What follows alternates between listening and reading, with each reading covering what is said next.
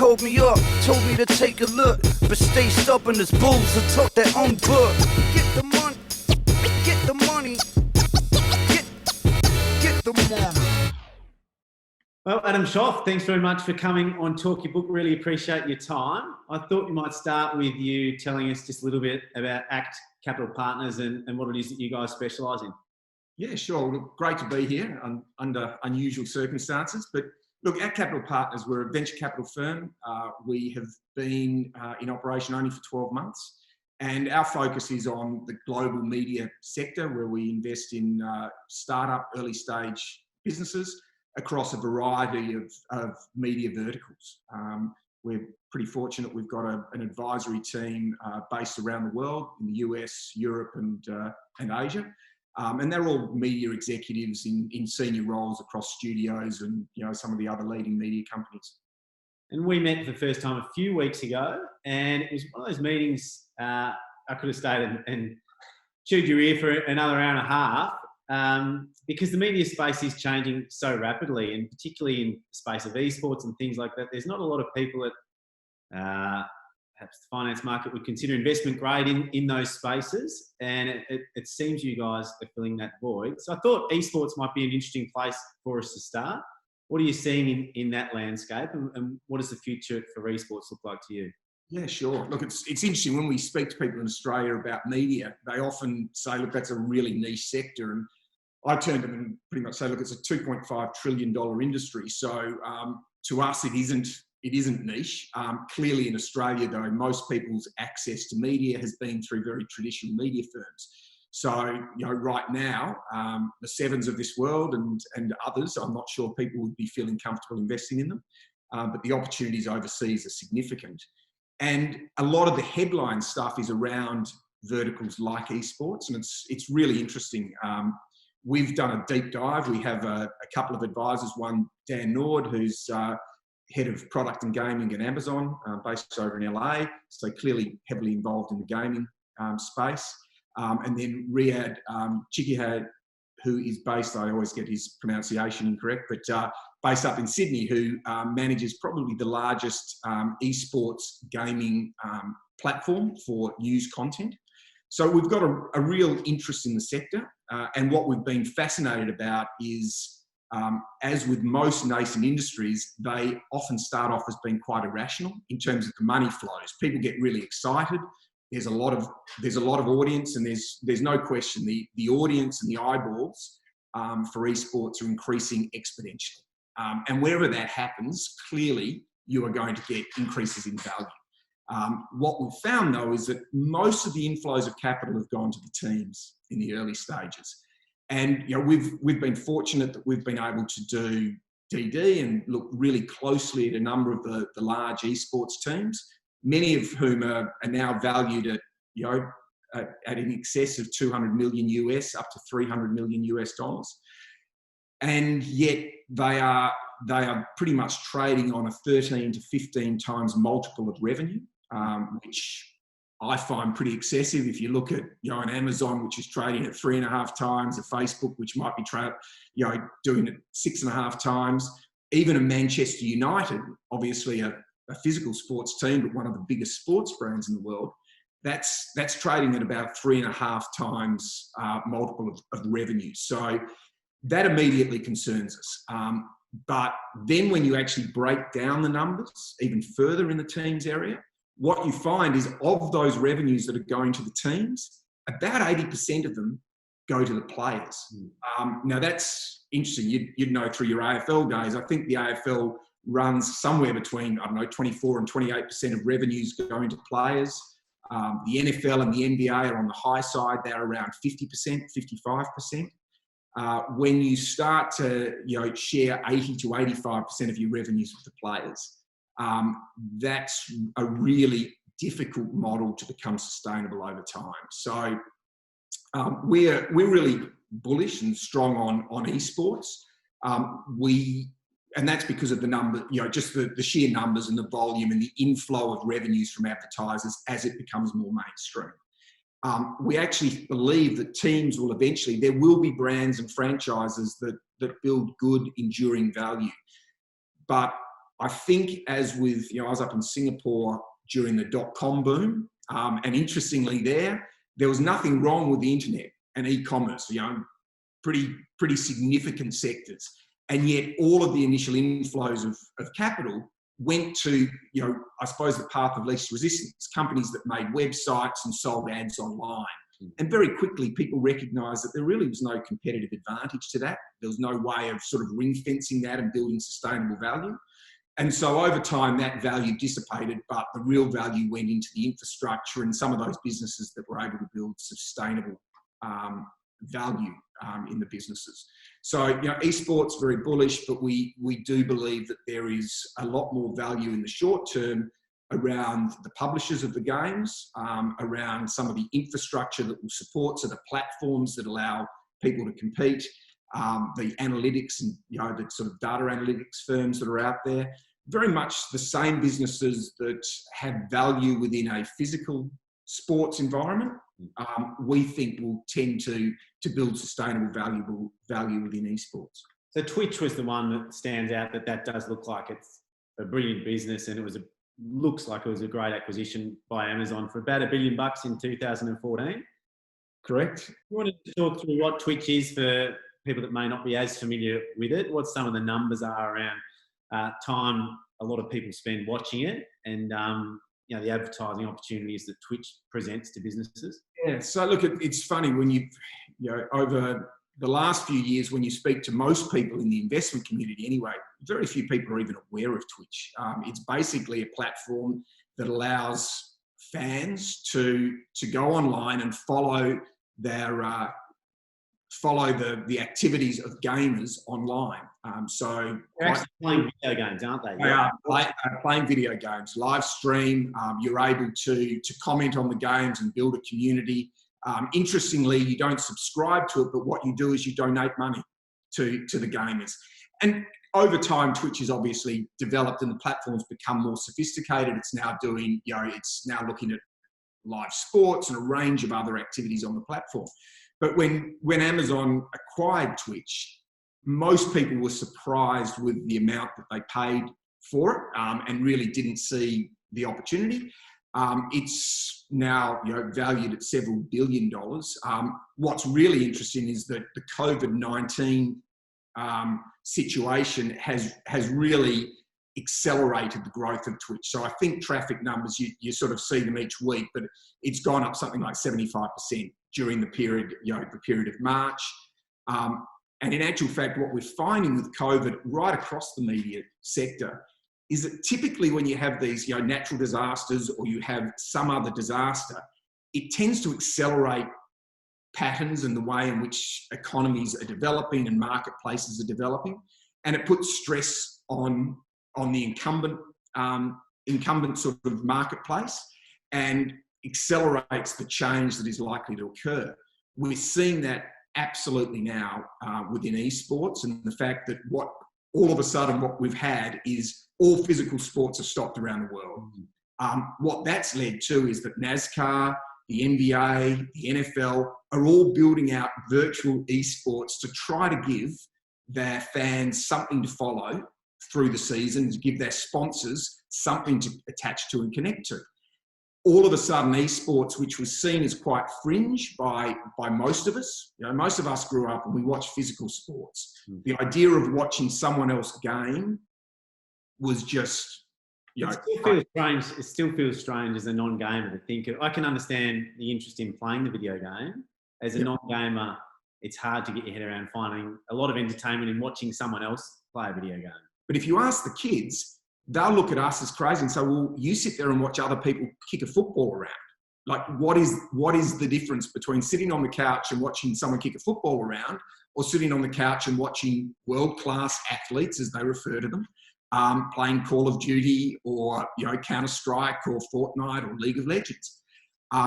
And whilst sport has always been so visible, physical sport, because that's that is what we've grown up with. All of traditional media is consumed by esports.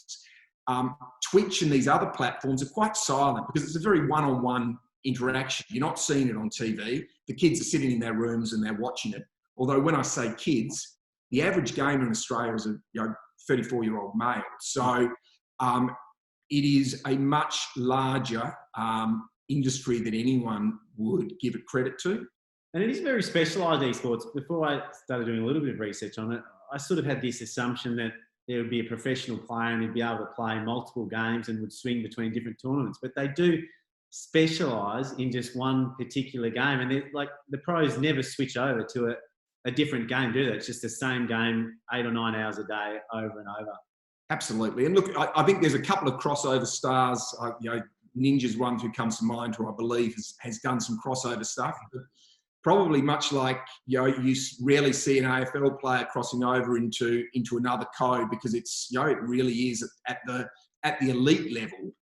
It's just a matter of how much time you spend practicing, and all of the things that go with being an elite athlete. Believe it or not, these guys have high performance outfits. The athletes are taken through the same training regimes. It really has been professionalised over time, and professionalised very rapidly. And we'll move on to some other media in a second. But before we leave esports, there's usually when computers infiltrate a different industry, it's a case of humans and IT working together. And then if the IT and automation's better, which it invariably is after a period of time, then the process moves towards automation. Could you ever see a period where esports and physical sport coexist in almost the same game for a period of time, perhaps before eventually more people have more interest in the pure esport format? Look, it's really interesting. We're actually doing, and we're a significant way through due diligence on a concept which is exactly that. I've spoken to a number of the sports over the last few years, and all of them have been aware of esports and how they're going to meet that challenge. What's interesting is that if you look at the NBA experience and the NFL and even here with the AFL teams, a lot of them have gone out and set up their own esports teams. So they've physically gone and done that. I haven't been a believer that that's a great way to face the esports challenge head on. For the NBA teams, it makes a lot of sense because they already have facilities, so they can use those facilities to hold esports events, and so it's incremental revenue for them. What you'll often find is that an esports fan, a true esports fan, doesn't necessarily follow physical sports. But what we've looked at is there's a format which is literally taking a physical sport and creating a format, much like you've done with cricket with Big Bash, and you've had other short form formats, the AFL with AFLX. But then looking at some of the inherent benefits that gamers find with gaming, and that is the fact that they can control the game, they can be involved in the game, they can play it. So it's all the interactivity and the hands-on. There's a number of behaviours that really drive people towards esports. And so I do think that there are some of these hybrid models where physical sports and esports may well combine and build new leagues or new formats. And to your point about automation, what's really interesting with the one that we're looking at is that they're also in discussions with IBM Watson, which is obviously IBM's AI engine. And the idea there would be that although some of the teams would be controlled by the fans, so all of the decisions and the way in which the plays that were going to be made, the selections, all of that would be done by the fans. Some of the other teams would be completely powered by AI. And so it would be man versus machine. So, whether that's a gimmick or not, I'm not sure, but I certainly think that there will be physical sports being able to take some of the best components of gaming and why that engages fans, because is going to become more important. So physical sport is often very passive. You're a fan and you're watching the game. With esports, obviously, you can actually become involved in the game and the conversation is in real time happening on the screen. And I think taking some of those elements and combining them with sport will become really valuable in the future. And potentially reduce the risk that real sports have when the game gets one-sided, people switch off in droves. I guess keep looking a way to maintain that engagement throughout the game is something that different sports codes around the country are always looking at. Absolutely. because of COVID, we know that sports across the planet are in real trouble. They don't have leagues, and that's creating huge holes for them. That is on top of the fact that pay TV, which has typically been where the revenue for the media rights has come from in America and even here in Australia to a large extent. Pay TV is dying. They are going to really struggle to be able to continue to provide the sorts of sports rights they have in the past. I think in the US, the audience number, total watch time for pay TV over the last 10 years has dropped 30%. But in that key demographic of sort of 18 to 40, it's dropped nearly 60%.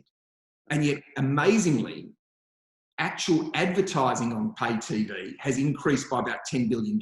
Now, what's interesting, if you look back to 2008 when we had the GFC, and you look at print, at that time, print was one of the biggest sources for advertising. And it was the GFC that exacerbated that. And print is the only the only platform that really has never recovered in terms of the amount of spend. And I suspect if you look at pay TV and some of the other platforms that are now being, having real issues against, the new OTT over-the-top services like Netflix and, other subscription video on demand platforms. I think it will be interesting to see what happens with the advertising spend on traditional free-to-air TV and cable, and the effect that will have on sports rights moving forward. And if there is that knock-on that I suspect there will be, then sports are going to have to look at new incremental revenues and how they grow the game beyond traditional sports rights. And that's where, having these engagement pieces in terms of how the fans can engage and interact is going to become more important and more valuable. Do you think a company like Channel 7 gets through to the end of this TV rights deal in its current format? Look, I think the media landscape next year, clearly the AFL, and NRL and all sports in Australia have taken a huge hit. And I think they've done a remarkable job being able to preserve, the teams, and with the AFL reaching out for the loans. I think the knock, and everyone assumes that, okay, once the money turns back on and the season turns back on, off we go. I suspect that that's not the case. So, Channel 7, I think its market cap's probably around 100 million. It's carrying, $540 million worth of debt. Audiences are already in decline, and advertising revenue, I think they're saying, could be down 40% through this COVID period. That's going to have dramatic effects on Channel 7 and all of the other platforms. You have a look at Foxtel. They were already battling to keep subscribers. Their new KO service, which was really an attempt to come up with an SVOD platform for sports, there's estimates that subscriptions could be down 70% through this period. I think it's going to be a drastically different media landscape that sports will be dealing with regards to rights next year. And with Channel 7, I think that, given their balance sheet and given just how difficult the circumstances are now for free-to-air, I'm not sure if I said I was a betting man with Foxtel and 7, I think they may struggle to get through. And there's a belief in AFL circles, certainly, that a company like Amazon, maybe even a Facebook, will be a chance to come in and be the white knight for the next TV rights deal. Yep. Do you think that's something that one of those companies would be interested in? And if they did, do you think it'd be a price commensurate to what's been paid for in the past? I think that they definitely are likely partners. They're already working with sports in the US and trialling a range of different structures. Obviously, within the Australian market, we've got anti-siphoning, which means that it's always a bit difficult. None of them can get it exclusively. Not that I think that they're really looking for that. I would think that the next media rights, all sports are going to have to get very creative. If you look at the EPL before this happened, they were looking at developing their own, effectively, OTT or SVOD platform so that fans around the world could subscribe, much like you do with a Netflix, to get exclusive access. That works for the EPL because they've got fans across the planet, and so you can you can vary your subscription model in different jurisdictions, and you may well be able to come close at least to replacing some of that revenue, particularly if you then also have secondary sales on other digital platforms, etc. In Australia, clearly with the AFL anyway, it is an Australian Indigenous game, and the global audience is just not there.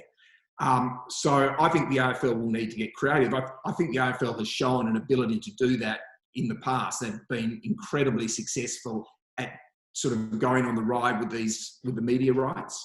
I think that overall, all sports are going to be hit. The next, audiences across all sports globally have been dropping for sport. Amazingly, at the same time, the rights have been increasing, and that's been because of the competitive tensions. People have needed eyeballs, and live sport is one way to sort of retain those eyeballs.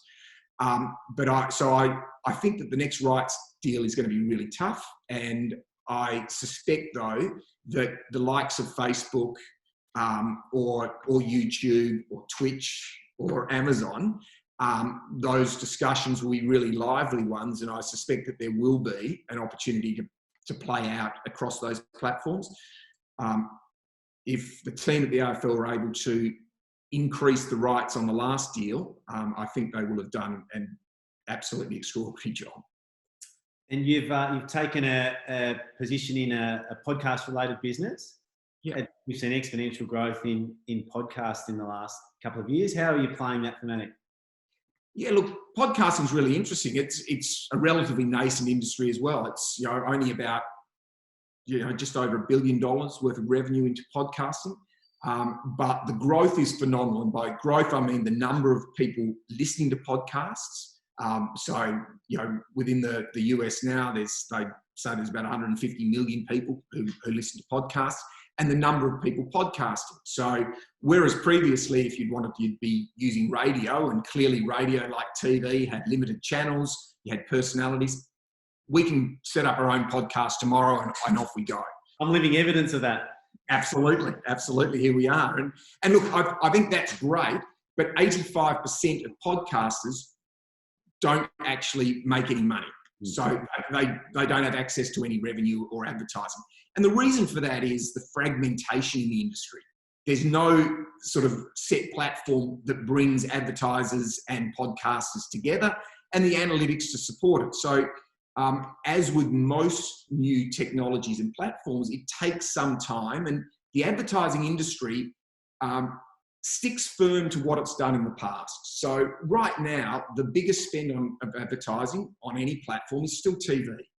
Well, if we take out sort of internet, obviously. So it's internet and then TV.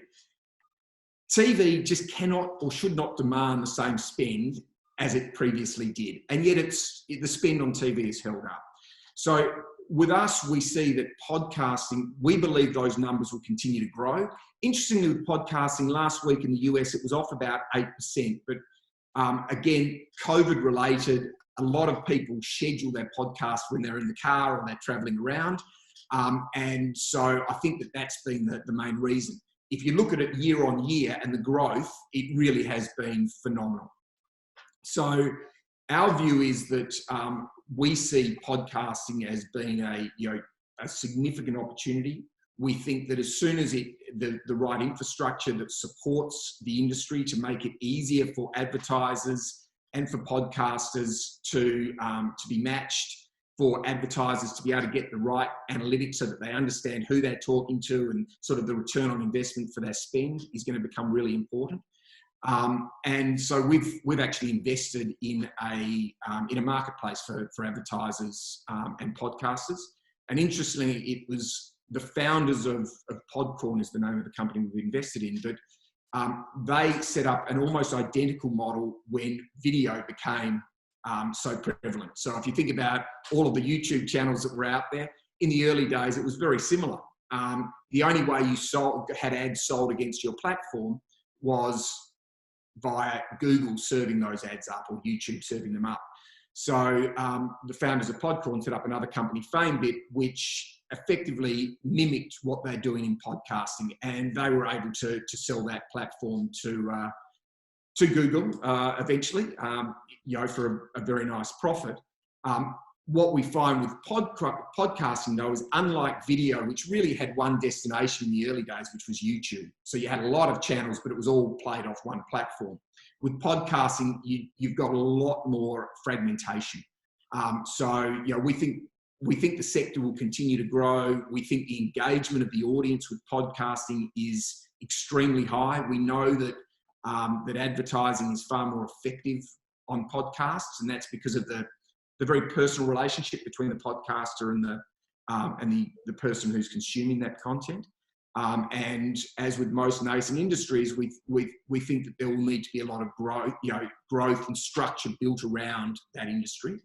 And so, we're quite bullish on the sector.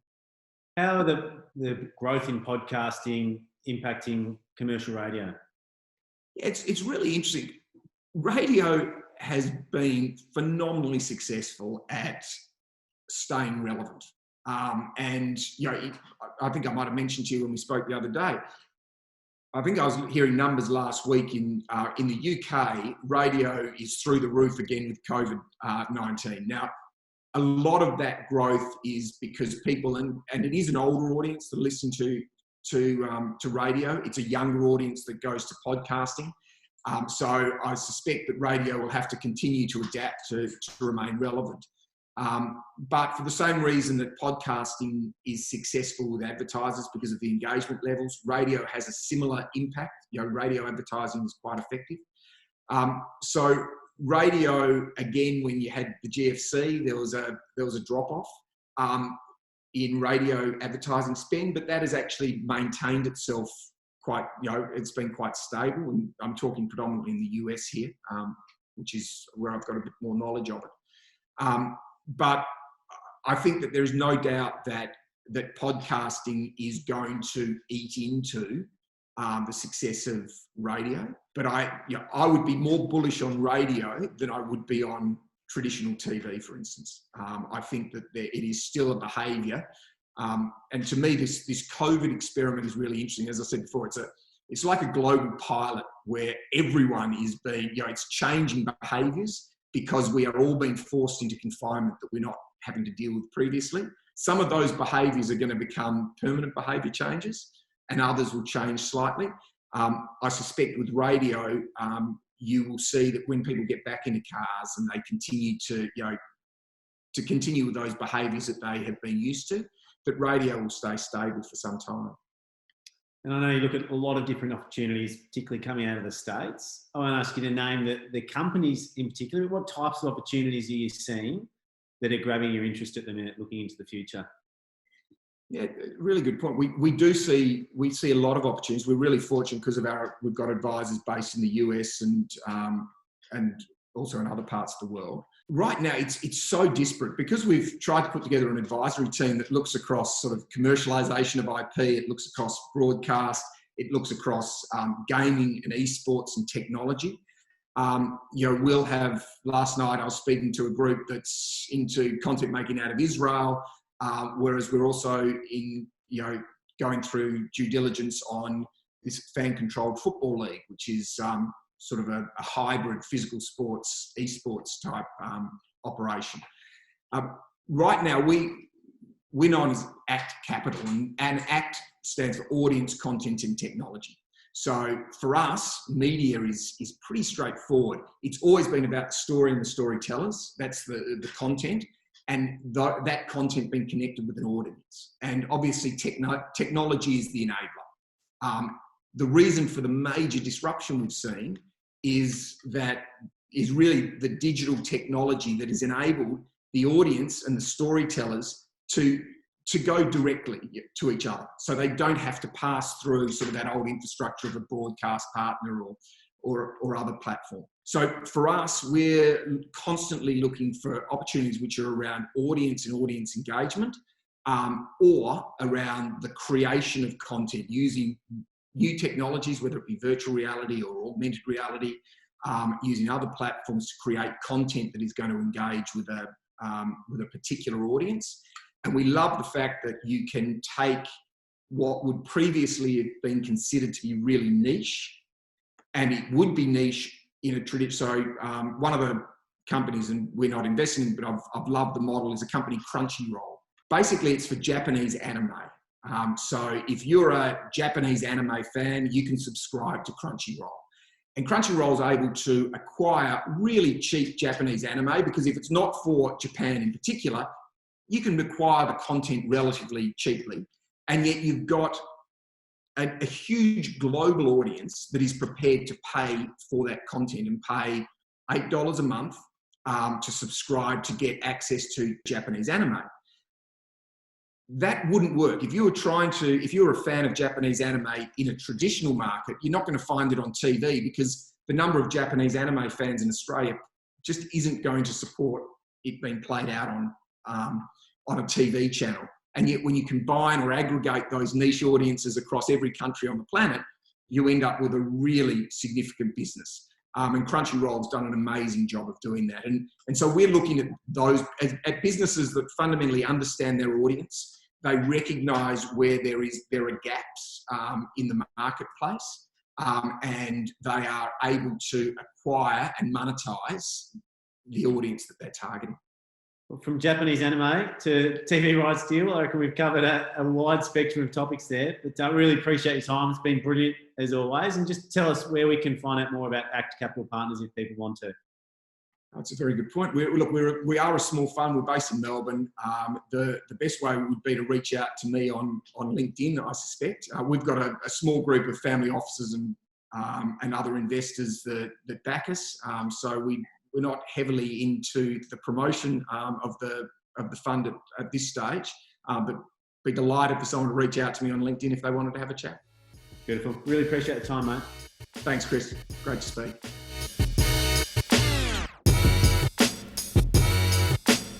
If you're enjoying Talk Your Book, make sure you subscribe to Chris Judd Invest.